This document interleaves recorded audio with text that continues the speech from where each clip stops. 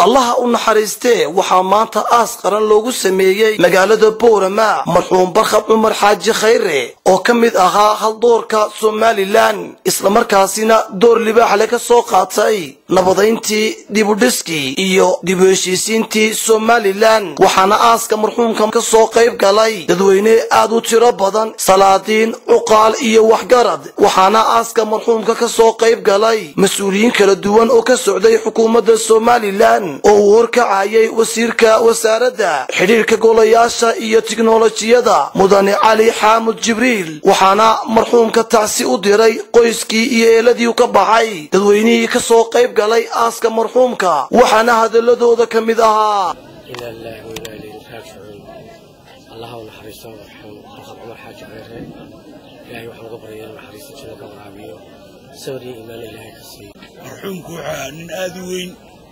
وحوها odayaashii waaweyn ee rukniyada waaweyn ee gobolka wadalbuha wuxuu raggii door ka soo qaatay dawladda Somaliland shirkii Boorama raggii odayaasha waaweyna ee ka soo qaatay doorka weyn sida ay Somaliland u jiri lahayd u kacay heshiiskana odayaashii saxaxay ee magaalada Boorama ku saxaxuha anagoo dawladda magaca dawladda ku hadlayna waxaan leenahay ilaahay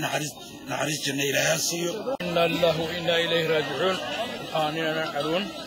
dulqaad badan hadii uu lagu dhistay hadii kalaba waxaan nin qaran oo ka baxay qaranka Somaliland oo qoyskii ka baxay waxaan leeyahay ilalku soo qabtayna waxa ka xasuusta baki iyo jidadkii uu sameeyay dhulka ilaa maanta lama nin faaluha hadii dagaal ku jiro oo cid bal la dagaalamay waxa uu dabeecadahay si uu qosliyo doona magaari dabeecadiisa taasa kamid ahay in bulshadana aad u geeriyay buu hayo reero badan sameeyay inna lillahi wa inna ilayhi raaji'uun runtii waxaan ilaahay uga baryaa naxariis janna inuu ka waraabiyo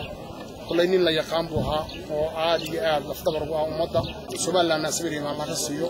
gaar ahaan gobolka Awdal degmada Boorama intii ka soo jireen sabir iyo Allah ka siiyo ugu dambeyn ehelkii iyo qaraabadii tirada badan uu ka tagayna waxa weey sabir iyo Allah ka siiyo annagu markii jaamacadda la asaasiyay meeyka bakibo haayo wixii aan maalintii martida siinay xoolaha isaga wixii lagu qaray koob dhowr iyo 20 neef أنا وحكي وضع سياسي وتعليم تلفت حاجة شبابنا قبري الله واسع. سيلا وحنبري هنا جنة الفردوس وقريب إيه كينا كهرنا وحلا سمري إيمان الله كسي. الله نعرف برخد.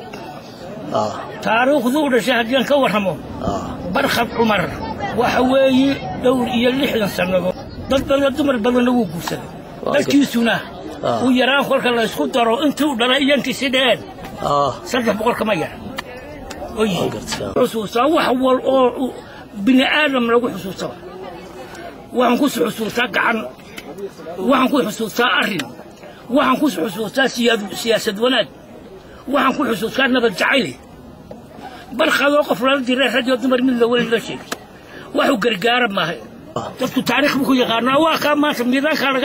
الله unaxariistee marxuum Barkhad Cumar Xaaji Khayre ayaa ahaa ganacsade iskii u shaqaysta isla markaasina door ka soo qaatay siyaasadda dalka waxaana uu xilal maayarnimo ka soo qabtay magaalooyinka Baki, Saylac iyo Boorama sidoo kale waxa uu marxuumku la soo shaqeeyay xukuumadihii kala duwanaa ee soo maray Soomaaliya iyo Somaliland Allah unaxariistee waxa uu ku dhashay marxuumku deegaanka afcas oo dhaca koonfurta Boorama isla markaasina waxa uu marxuumku ku soo barbaaray magaalooyinka Boorama iyo Saylac waxaana sidoo kale marxuumka tacsiistaasi la mid u diraya eheladiisa iyo qaraabadiisa ku kala nool dalka dibadiisa iyo gudihiisa inna lillahi wa inna ilayhi raaji'uun maxamed cabdillaahi dabshid Karsan TV magaalada Boorama